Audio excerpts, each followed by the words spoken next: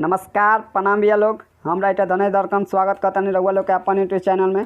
तो हाँ भैया लोग, आज हम लेके आ गए बानी प्रमोद प्रेमी जी के ट्रैक पे बहुत ही धांसू मैटर भैया लोग डुएट सॉन्ग लेके आयल बानी रहुआ लोग खातिर। बहुत ही ज़बरदस्त सॉन्ग बा। औरत के दर्द भरा मैटर है भैया लोग, लव सॉन्ग मैटर है। एगो प्रमोद प्रेमी जी के गाना रहे नैहर के गलती है जानू पकड़ाइल बा मेडिकल रिपोर्ट में। तो हाँ भैया लोग एक 2 लेके आयल बानी डुएट सॉन्ग और रहुआ लोग के बहुत पसंद आई। गाना में बहुत दर्द बा। तो हाँ भैया एक बात और कहल चाहता नहीं, अगर वह सिंगर बानी सिंगर बनल चाहता नहीं तो हमारे चैनल से जुड़ जाई, कैसे कि सिंगर से रिलेटेड वीडियो लेके आते रहनी भैया लोग।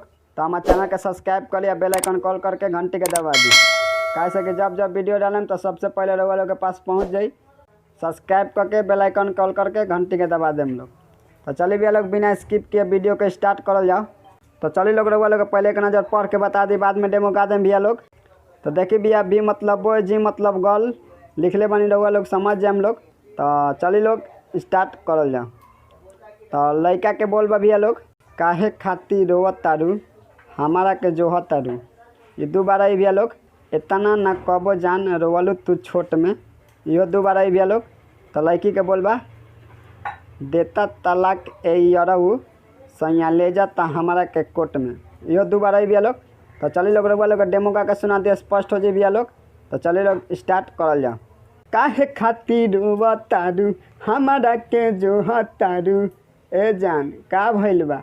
अरे काहे खातिर रोवतारू हमारा के जोहतारू, इतना तू कबो जान रोवलू ना छोट में, इतना तू कबो जान रोवलू ना छोट में। ए देता तलाह के यरऊ सैया ले जाता हमारा के कोट में।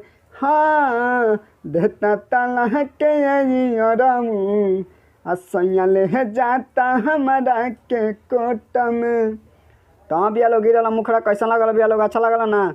तो वीडियो के लाइक कर लोग भैया लोग, कमेंट करी लोग। अब चलिए लोग चलो जाओ फर्स्ट अंतरा में। तो चलिए भैया लोग रहुआ लोग केहू के पहले पढ़ के बता दी, बाद में डेमो गा दें भैया लोग। तो चलिए लोग स्टार्ट करल जाओ। तो लड़की के बोल बा भैया लोग, केकरा से कहीं कुछ ना सूझता, केतनो समझाई ना बुझता। ये 2 बार आई भैया लोग। फिर से जा लड़का के बोल बा, पूरा जमाना जान बिकेला नोट में। इहो 2 बार आई भैया लोग। फिर से लड़की के बोल बा, देता तलाक के यरऊ सैया ले जाता हमरा के कोट में। तो चलिए लोग रहुआ लोग के डेमो गा के सुना दे, स्पष्ट हो जाए भैया लोग। तो चलिए लोग स्टार्ट करल जाओ। केकरा से कहीं कुछ ना सूझता, केतनो समझाई ना बुझता। ए केकरा से कहीं कुछ ना सूझता, केतनो समझाई ना बुझता। पूरा जमाना जान बिकेला नोट में, पूरा जमाना जान बिकेला नोट में। का देता तलाक के यरऊ सैया ले जाता हमारा के कोट में। हाँ देता तलाक के यरऊ सैया ले जाता हमारा के कोट में। तो चलिए भैया लोग अब चला जाओ लास्ट अंतरा में। तो चलिए भैया लोग रहुआ लोग केहू के पहले पढ़ के बता दी, बाद में डेमो गा दें भैया लोग। तो चलिए लोग स्टार्ट करल जाओ। तो लड़की के बोल बा भैया लोग, इज्जत चल जाई कुछ कर ना, पियावा मुआना के जान धर ना। ये 2 बार आई भैया लोग। फिर से लड़का के बोल बा, धड़कन धनेश सूरज बारे सपोर्ट में, सोनू शराबी बिट्टू बारे सपोर्ट में। ये जौन धड़कन धनेश नाम बा ये हमरे नाम है भैया लोग। ये नाम हटाता हम लोग, भले दोसर नाम हटा दे हम लोग, कोनो दिक्कत नहीं है। तो चलिए लोग स्टार्ट करल जाओ। तो ये 2 बार आई भैया लोग। फिर से लड़की के बोल, देता तलाक के यरऊ सैया ले जाता हमरा के कोट में। 2 बार आई भैया लोग।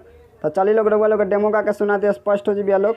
तो चलिए लोग स्टार्ट करल जाओ। आई इज्जत चल जाई कुछ कर ना, पिया मुआना के जान धर ना।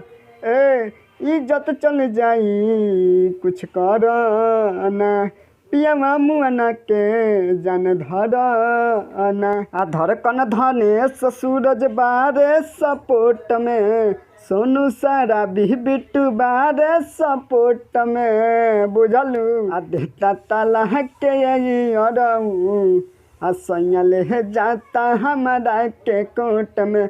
हाँ नैहर के गलती ये जानू आज देहता ताला के हमके कोट में। तो उम्मीद करता नहीं भैया लोग रउआ लोग के मैटर अच्छा लगल हो। अच्छा लगल तो वीडियो के लाइक कर लो, कमेंट कर लो, शेयर कर लो भैया लोग। अगर हमारे चैनल पर नया बनी तो हमारे चैनल के सब्सक्राइब कर ली। तो चलिए मिलेंगे अगला वीडियो में, तब तक बाय, जय हिंद।